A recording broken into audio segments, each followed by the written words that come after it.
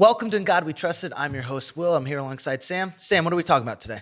Today we're going to be talking about the commies. I hear report cards were handed out today. What were your grades? Quit Stalin and answer your father. No, we're going to be talking about communism and why it doesn't work, what the Bible has to say about it, how we got to a place in our culture where it influences far more than we think it does. Because it's like you look and we're like, oh, we're not communists. We still have private property. But even the roots of where communism comes from, the Marxist ideology, it's very prevalent in our culture and our college campuses.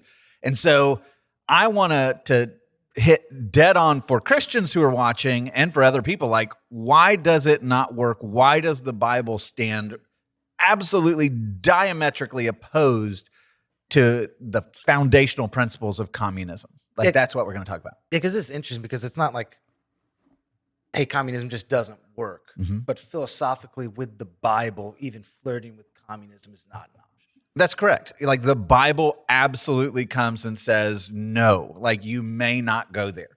There's a great quote by Martin Luther King Jr., and he says this: communism and Christianity are at bottom incompatible. Absolutely right. One cannot be a true Christian and a true communist simultaneously. How then is communism irreconcilable with Christianity? They represent diametrically opposed ways of looking at the world. Spot on. We must try to understand communism, but we can never accept it and be true Christians. Which is a statement that's even more bold than what I would say. I would say you could be a really misguided communist and still go to heaven and have a relationship with Jesus. You're just wrong. He's saying we cannot accept it and be true Christians. That's a strong cup of coffee right there. Like, that's a strong statement. But I think in principle, he's right. Like, communism is the antithesis of what the Bible teaches. All right, so where do we begin with all this? Well, I think a good place to start is to recognize that the motives are noble. Like, what is it that a communist, somebody who is drawn to Marxism or communism, what is it that they want?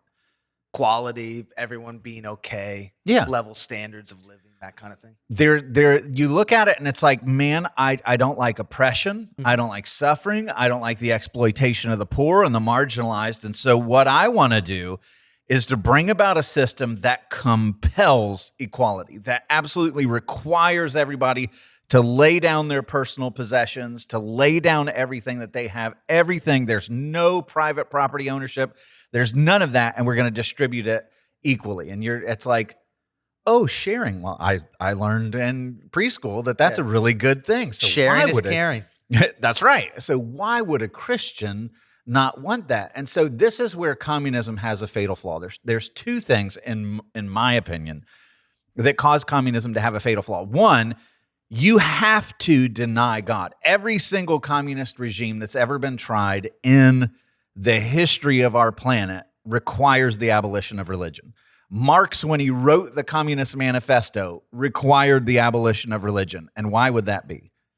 Because if you're establishing a communist state where the government reigns supreme over everything and it determines it's over the family, it's over children, it's over the church, it's over everything, you cannot have a competing higher power. Yep. So if you're going to have a church, it's a church that bows the knee to the dear communist leader and says, we'll affirm everything you teach. And in all these things, like, you stand against them. There's a reason in the last century, more than 100 million people were killed by communist regimes. But like, let's jump in. According to Marx, who wrote the Communist Manifesto, he's the guy, gave birth to this whole thing. Listen to what he says. It's a very famous statement. He says, religion is the sigh of the oppressed creature. So what is he saying there? It's like, religion is the way that people that are being exploited find some hope, and they just, okay, I'll continue on in my exploitation because I have this hope of heaven to come, and maybe someday my sufferings will be worthy of all this, and so I'm just going to continue to endure the pain because I believe something better's coming. And he's like, religion, it's just the sigh of the oppressed creature, the heart of a heartless world, the soul of soulless conditions. It is the opium of the people. It keeps them asleep. It keeps them drugged up to where they don't realize how bad they have it. It keeps them from revolution and overthrowing the tyrannical powers that are oppressing him. And so Marx is coming along and he's like, religion is the problem. Yeah. He says in his writings, communism begins where atheism begins. He says the abolition of religion as the illusory happiness of the people. What does that mean? What an arrogant statement. The abolition, notice what he's not saying. He's not saying, hey, the abandonment of religion, we're gonna invite people to walk away from religion. What's he say? We're going to take it away. Abolition of religion is the illusory happiness of the people, and it's the demand for their real happiness. In other words, everything that they're putting all their faith and hope in, it's all a mirage. It's all illusory. It's like they're drugged. They don't know what they're missing. We're going to take it away forcibly so that they can experience real happiness. And you look at history, because Marx didn't have the crystal ball to see what his ideas would impose on the world. But how much happiness did communism impose on the world? Not much. A lot of death. A lot of death, a lot of starvation, a lot of cruelty, a lot of gulags, a lot of families being torn apart, a lot of churches being burned down, a lot of priests being murdered. There's not a lot of happiness that comes out of communism because it abolishes religion. The exact opposite is true, right? And so anything that has a birth certificate that says you have to get rid of religion obviously is counter to Christian belief. By definition, right? You have the first commandment, you shall have no other gods before me. That's what sets Christians apart and capable of fighting for liberty, right? Because it's like the apostles after the crucifixion and resurrection when they're walking around in Jerusalem and the leaders are like, we have to silence these people, threaten them with death. And what do they say? We must obey God rather than men, right? Because there's a higher power. You shall have no other gods before me. There's no government that reigns higher than me. You cannot have that, right? Yeah. And so that's a biblical principle. Psalm 14:1 says, the fool in his heart says there is no God. That's just naturally foolish to be an atheist. Everybody instinctively knows there has to be a designer. Everybody in their heart realizes and knows that there's something just that's beyond what the material world is. And the Bible straight up comes out and calls it a fool that would believe that. And then beyond that, everything about experience and history shows that this is a really bad idea. But going back to what Marx was teaching, and this influenced what would come with the Bolshevik Revolution and the revolution that came to China to impose communism, he says this: the doctrine of Christianity is an idea that has justified the most revolting oppression. Like pot calling the kettle black. But what does he point to? Christianity is an idea that has justified the most revolting oppression. Is he right?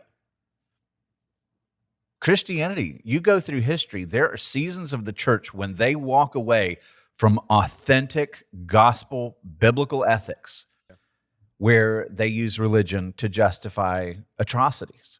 If you look at you go back through the ages where if you had any differing opinions, you could be burned on the stake or things like that. They would point to that and be like, look, you cannot have religion as the basis for liberty because it's awful. It oppresses people.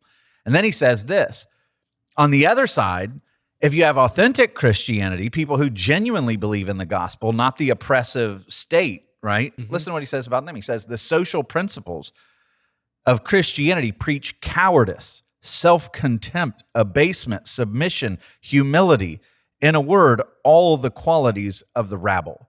So what is he saying? Christians are worthless because they're too nice. Yeah. They're too humble. They don't stand up for themselves. That's right. They'll take offense without retaliation, and we need revolutionaries that are going to take it and rip it away from those that have it. We need people to stand up, to get angry, to march, to overthrow.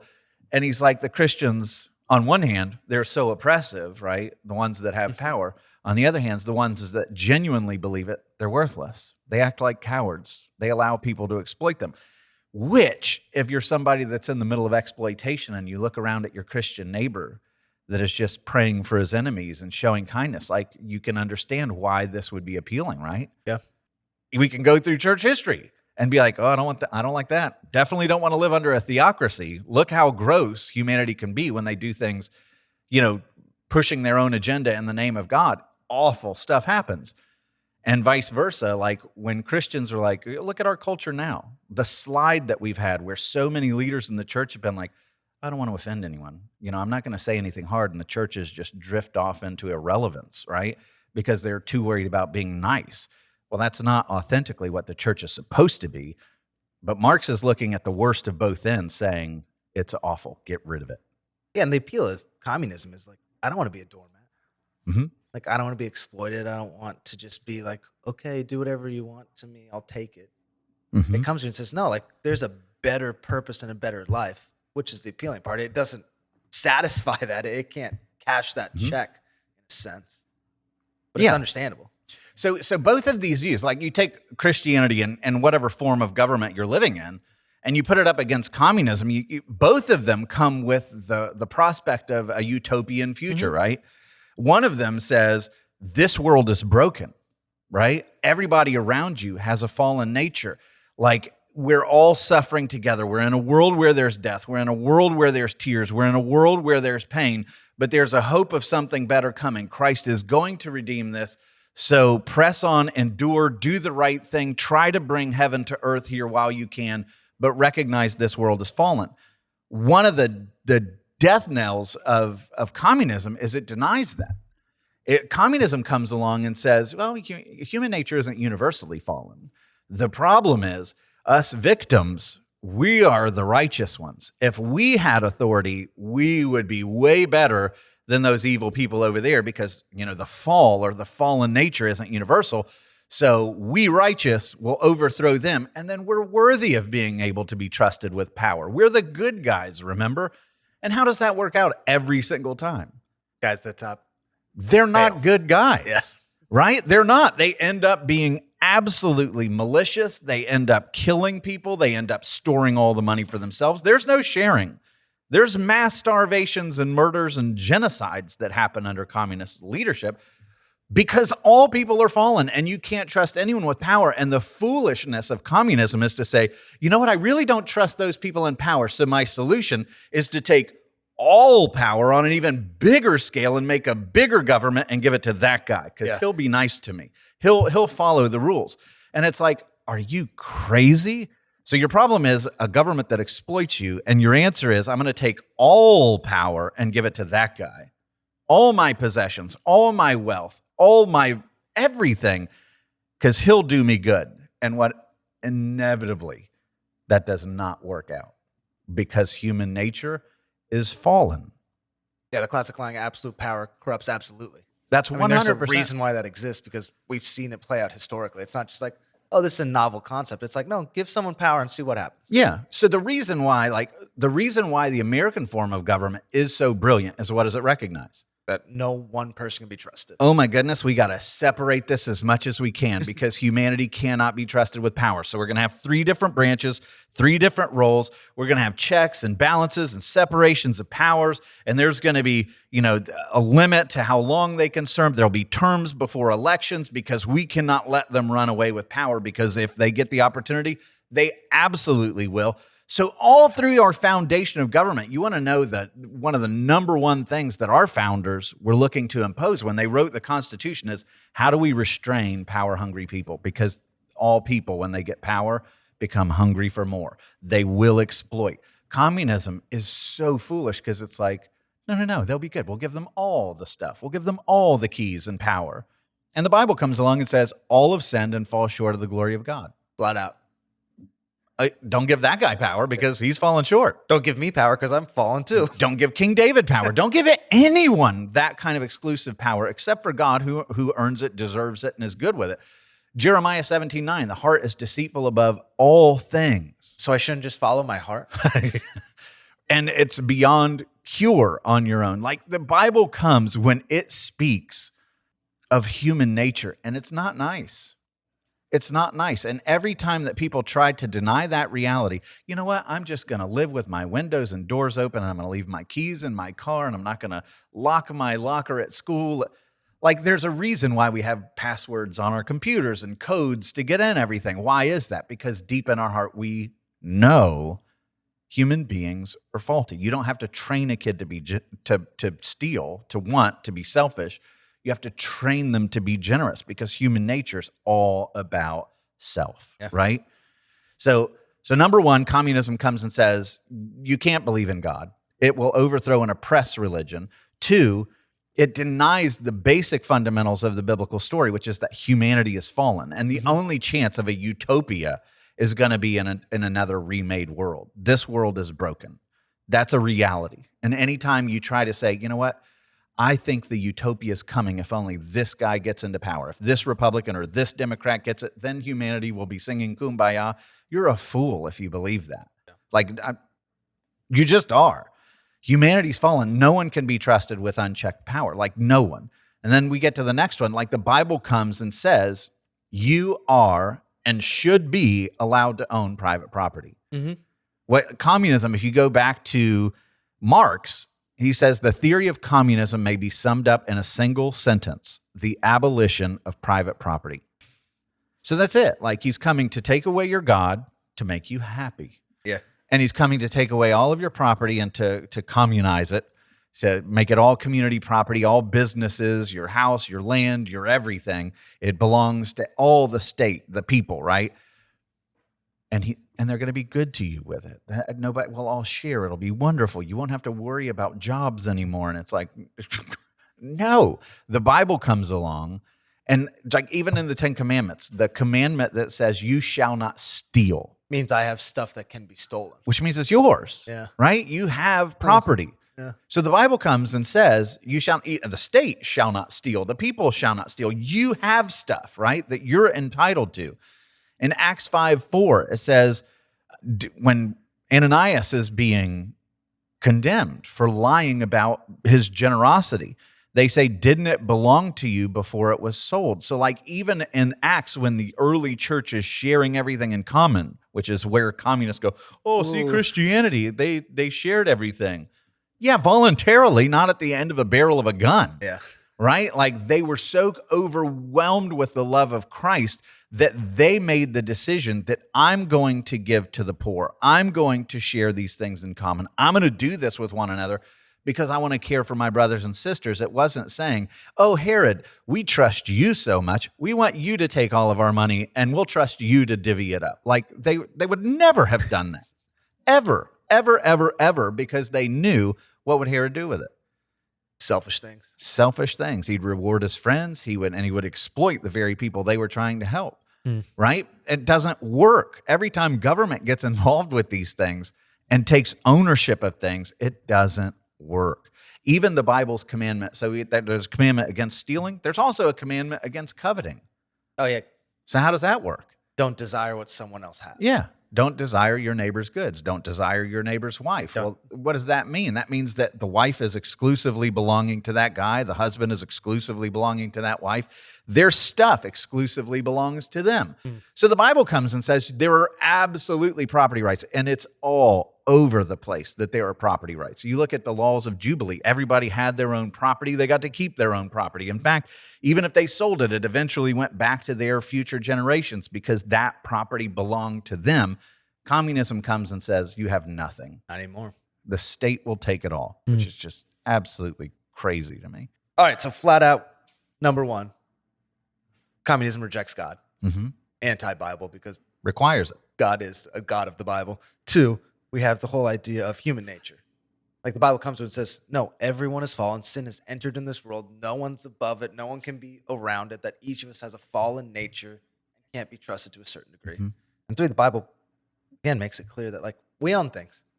Like, there's things that God has given you. He's a good God who gives you good gifts and has blessed you with things that are yours. You have the right to those. All right, so what's number four? Number four is the one that I think is most prevalent in our culture, in the West, especially today. And that is the class struggle, the idea like dividing up people into different categories and being like, hey, they're oppressed, they're the oppressors, okay, hate each other now, and then cobbling together people for the sake of accruing power. And it's been so evident in the last couple of decades, and it's really ripped our country apart. It's ripping Europe apart. All of these places that come to the table in the discussion, and here's the thing: their kindness is actually used against them, because, and this is why it's so confusing. Honestly, is if you come to me and you're like, "Hey, this particular group is being marginalized," my immediate response is what? What do I have to do? Like, let me help. I want to help. Like, how can I get them to not feel that way or to not be that way? But what ends up happening is you want to enter into the story, and it's like, no. We're keeping this story going. And you see that with what is called intersectionality that you find all over campuses. We're going to talk about this in a future episode, but the idea of critical theory that comes along, and it was introduced into America in the early 1900s, but it became critical theory, which is the power structures are destroying these particular groups. So we need to destroy the power structure. Yeah. We need to tear down the government and redistribute, which, by the way, as Marx did that with economics, right?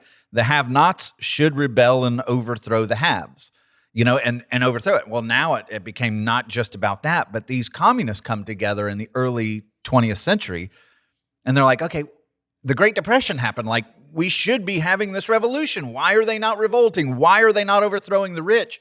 And they were like, we've got to come up with more reasons for them to be unhappy. And so you had critical race theory come out of that, and critical feminist theory, and all sorts of theory, queer theory, and this, that, and the other theory.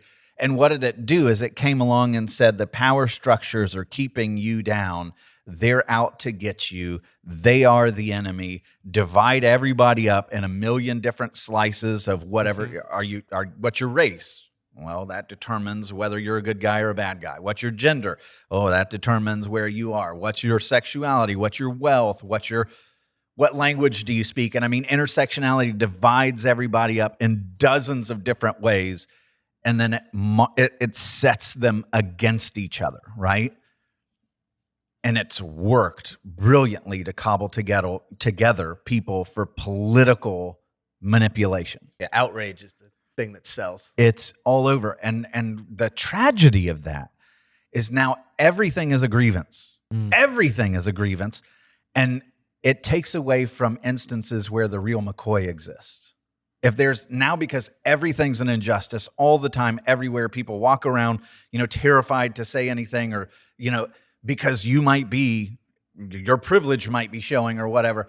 And so what does it do? And it builds a quiet resentment of, this is ridiculous. This is ridiculous. And then the real injustices start getting overlooked. Yeah, it's the boy who cried wolf.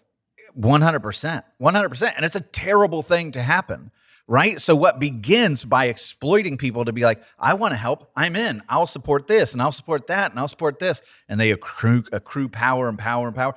And the whole point was a Marxist strategy that says, let's go after the marginalized, cobble them together, and overthrow the powerful. And then they start imposing things like, for example, if you look at the Black community, they are like family-oriented, social values conservatives. But you look at the organization Black Lives Matter, which is a communist organization, by the way. What's one of their main goals? The abolition of the family. To get rid of the nuclear family. Like, that's one of their goals. How much more ungodly can you get? Yet nobody knows that. You just hear Black Lives Matter. Well, I want Black Lives to matter. I absolutely. What do I have to do? And so all this is manipulated. You see it in all sorts of things. You see it in the movements of the LGBTQ agenda, which on the basis of people wanting to help and wanting people to feel safe and loved and everything else, it got absolutely insane. And people, out of the goodness of their heart, were like, okay, until they realized that this was all a power play. This was all political. This was all to exploit.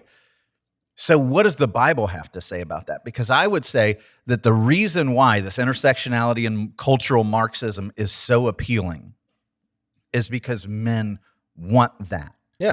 Good, like, people genuinely want people to feel safe. And so they come up with this counterfeit compassion. But the Bible comes along in Galatians 3:28, and it says, look, there is neither Jew nor Greek. Yeah, there's And- no dividing lines. There's and no Christ- identifying things. There's no like, hey, I'm this and you're that, so we're against it. That's right.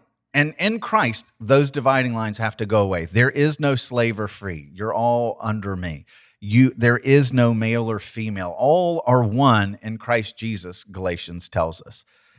In 1 Timothy 6, verse 6 through 10, it warns of greed. It warns of class envy. It talks about how the love of money is the root of all kinds of evil. Like, what is that? Like, if you have it, I want it. And if I'm gonna covet and I'm gonna tear you down, nothing good comes from that. So what the Bible comes along and says is, look, you're all fallen. Yeah. You're all suffering the broken nature of the world. You should be able to relate to one another because you all belong to me. You know, if you want to know, there's two things, and sociologists, psychologists will tell you this. If you want to know things that really bring people together, like in strong, powerful ways, one is common suffering, right? Yeah. Like people go through a tornado that tears down their city. Look, watch what the city does. They'll just come together and love, and they'll meet each other's needs. My parents experienced this when a hurricane destroyed their house. You look at how the military will put people through boot camp, and man, when they suffer together, they're willing to die for each other after that. Or that's why fraternities do stupid things like hazing, because when you suffer with your pledge class, you'll be like, all right, you're my friend. These are my brothers now. We've been through it together. So common suffering. What does intersectionality say? The premise of intersectionality is you can't relate to me. You can't speak on this. Go away. There's nothing we have in common. That's of the devil, man. Yeah. That is absolutely of the devil. It will 100% keep any joining, any brotherhood, anything that lays down the weapons and moves forward. Like the Martin Luther King model, brilliant and beautiful, right? The model that we have today, which is just saturated with all this Marxism and envy and hatred and division, it's doomed to failure. It's doomed to really ugly things. So one thing that brings people together is to run in common suffering. Like, I know what it's like to be betrayed. I know what it's like to have family members that are sick and die. I know what it's like. I can empathize with you. Empathy. You can't empathize if you tell me I have no part in your story. You're not allowed to speak into my suffering. That's right. So take your privilege and go away. Like, tell me that, and it's like, okay, we're done. Like, we can coexist, but it's going to be from a distance. Yeah. We'll never relate. We'll never be brothers. That's gross. Like, stop. We need to stop doing that and tolerating that. But the other one is, okay, there's things that cause you to suffer together. That brings you together. The recognition that we all suffer in a broken world with common sufferings. The other one is to run under a common banner, to look at Christ or the Florida Gators or whatever, whoever you root for, whatever is your cause. Like for a Christian, obviously the chief supreme cause is Christ, but I can relate to anybody anywhere in the world who's an authentic Christian because we know the goodness of Jesus, right? It brings us together regardless if we share any other interest. You're my brother immediately. Yeah, we'll always have that one thing. That's right. What does all the Marxism say? It says those people have none of your interest in mind. There's no compromising. They just need to be defeated. Yeah, there's no common ground ever. Don't try to look for it. Don't try to find it because it's not there. So you play that out. Where does it ultimately end? You know where it ends, where it's always end. Genocide, bloodshed, revolution, misery for everyone, and starvation. And it's not going to end well for the poor, I promise that. It always ends badly. And so this is, again, we'll go back to Martin Luther King Jr., who says this: the Communist Manifesto might express a concern for the poor and oppressed, but it expresses no greater concern than the Manifesto of Jesus, with this as its opening sentence, the first line he ever preached: the Spirit of the Lord is upon me, because he has anointed me to preach the gospel, the good news, to the poor. He has sent me to heal the brokenhearted, to preach deliverance to the captives, and the recovering of sight to the blind, to set at liberty them that are bruised, to proclaim the acceptable year of our Lord. So what he's saying is the real McCoy that transforms people to care for the disadvantaged is the gospel. Yeah. The counterfeit is communism and Marxism. that just trains people to devour one another. And we as a church, as seminaries, as colleges, we've got to get more bold at calling it evil. I believe it's demonic, honestly. So that's number 4. That's a big one today. All right, so that's number 4. And 5 and 6, we've kind of talked all throughout, but what's number 5? Yeah, so number 5, I would say, is the state controlling everything, right? Versus the biblical authority structure. So like, we've talked about this before in other episodes, but if you look at the way God creates the different institutions as creation's unfolding, he is alone, then it creates Adam and Eve, he sets marriage apart, then the family comes along, there's commerce structures, eventually governments are given. But I think the order in which that the world comes about also expresses the authority structure that he wants. He reigns, right? Yeah, he's God. Then Adam and Eve, marriage becomes the next most important institution. Then the family, then the community and the church and the worshiping world, right? Then the government comes along, right, after the flood. And I think that actually is a good model for how God wants the world to operate. What's the most fundamental building block of a civilization? It's marriage, right? Then it's the home, and then it's the church and the community, and the government exists to serve all of those. Communism does what? Birds it.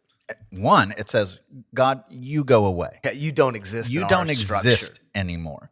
And now I'm going to determine the market. I'm going to determine the community. I'm going to regulate the church. I'm going to take over the family. And I'm going to speak to the home and the marriage. And it puts the government as the chief of all things, which is wildly crazy that anybody would want that. It's a recipe for dictatorship and misery from the start. It takes away all liberty. But Romans 13 comes and says, let every person be subject to the governing authorities. It doesn't promote totalitarianism, but it does say, hey, you have a responsibility to submit to the king, right? Unless what? Unless the king's against God. And if the king is telling you there is no God and all of his policies are godly, what is a Christian called to do? We must obey God rather than man. That's right. And I would say that compels our rebellion. In Acts 5:29, we talked about this when the members of the Sanhedrin were threatening Peter and John, like, stop preaching in Jesus' name. They say we must obey God rather than men.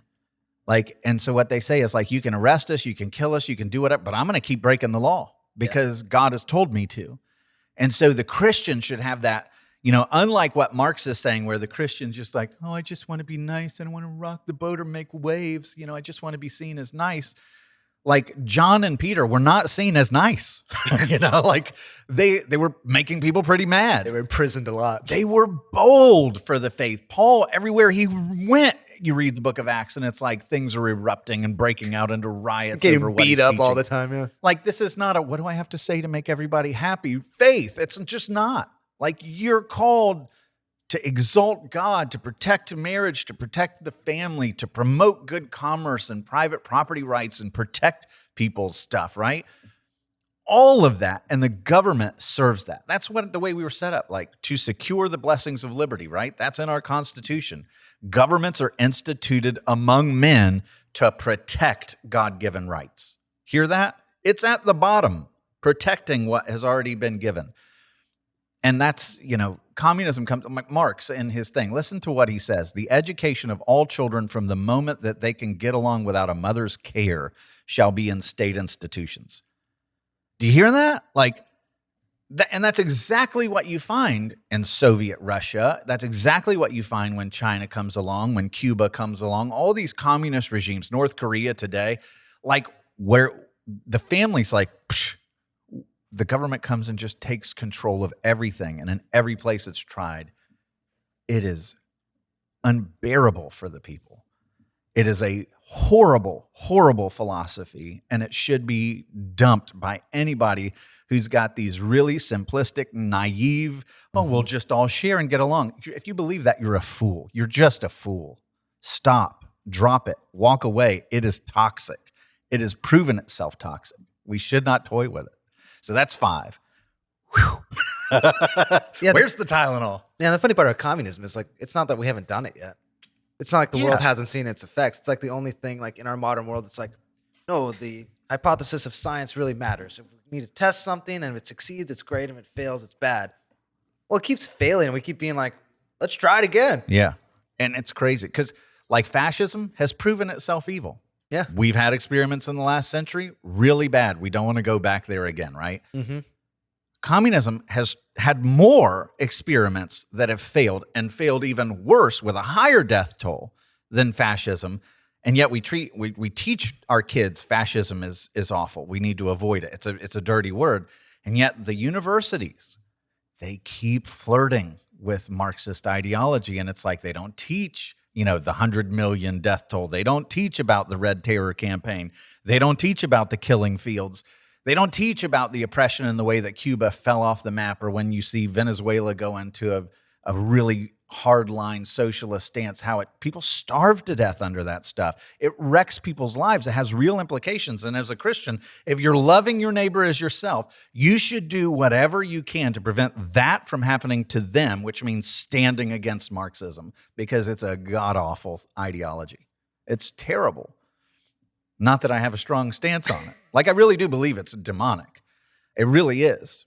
Christians should have nothing to do with that stuff. And number 6, like the idea of forced redistribution. And this is one of the ones that I think for well-intentioned people is the most confusing, because it's like, why wouldn't you want to force the rich to take care of the poor? And I think they should, right? But it's the question then becomes, can you force it? Yeah. Because if you give that power away to where the church controls where property goes and who gets what, right? To that degree, you run into some problems. And so what's the idea of biblical charity? Biblical charity, like Acts 2, we've talked about, where they're sharing all things in common. What's the difference between that and communism? Voluntary. It's 100% voluntary, right? It's compelled from the heart. Yeah, cheerful giver. Right. 2 Corinthians 9 says this: each one must give as he's decided in his heart, not reluctantly or under compulsion, for God loves a cheerful giver. Proverbs 14:31, whoever oppresses the poor shows contempt for their maker, but whoever is kind to the needy honors God. Like, this is a choice that's left to them. This is written by the king. He could have said, everyone give to the poor or you die. He doesn't. What does he? He compels them to give out of the goodness of their heart. And there's safety nets in society, but it's not, all right, everyone, we're getting rid of all of your property. We're going to compel you to walk away. There's no incentive for you to work anymore. It's just all shared. Like, you'll never find that in the Bible. Acts 2, it's all voluntary. And so I think when you walk through those 6 things, I don't know, you would never be able to convince me that the Bible, that Christianity is even remotely aligned with communism for those, at least those 6 reasons. And I think it's a really dangerous ideology that's subtly infused through so much of what we have today, this culture of envy and resentment and bitterness that's built in, where we divide everybody, and it's going to lead to bad places. But also, why this is a challenge to the church, right? If people are running to the government because the poor are not being cared for, Yeah. Why aren't you? that's an indictment, isn't it? Yeah. Like, what are you doing? If you hate communism so much, what are you doing for the poor, right? Like, so you should be a cheerful giver. The church could take care of poverty. The church could take care of hunger. We give, by the way, in real life, we give 4 to 5 times more than people that don't go to church. Like, studies have been done. We are the most charitable people in our country. We could be more so. But communism is not the answer. Every nation where communism is tried, every one, it's hurt the poor. The movement toward free market liberates the poor every time. Yeah, we're talking about this so blatantly because it's not just a theory or an idea that's just out there. It's like, no, these are real things that have real effects on eternal souls. And we don't want that to happen. That's right. And so, I mean, at bottom, I think the reason why people entertain communism, except for the people that want to use it to exploit for power, is they want to see the marginalized helped. Yeah. Right? So do we. But the difference is, one is an atheistic. Where does an atheist find their utopia? There's going to come a day when you die. So if you get to find a utopia, where's it got to be? Got to be here right now. It's got to be here. And it adds an urgency like, oh my gosh, my days are numbered. Like, I got to do something now. So let's impose this really radical, drastic thing that always results in a bad ending because I'm chasing my utopia now because I don't have a utopia to come. Where the Christian says what? Like Jesus, one of the weirdest things that ever comes out of his mouth is when Judas comes along and he's rebuking the lady who's anointing him for his burial. And he says, whoa, this could have been sold and we could have given the money to the poor. And you're like, oh, that sounds noble. What does Jesus say? You'll always have the poor. You will always have the poor. Prophetic statement out of Jesus' mouth. You will never have utopia on this side of glory, ever. Now you can have flavors of heaven that come down and beautiful stories but you will always have the poor. Jesus has told you communism will fail, right? But the Christian can live in this world with open hands. Why? It's not about this world. Because we've got an inheritance to a far better kingdom to come. So this world doesn't own me. It doesn't define me. My treasure's not here. And therefore I can live with open hands to bring a flavor of heaven down to help the poor, to help the marginalized. I can give my influence to give them a voice that don't have one. Like that is what changes cultures, is when people genuinely live for the gospel. That's what I want. Communism terrifies me. All right, so I think we'll close there. And the bottom line, don't be a commie. Anyway, so thank you for watching. Join us next time on In God We Trusted.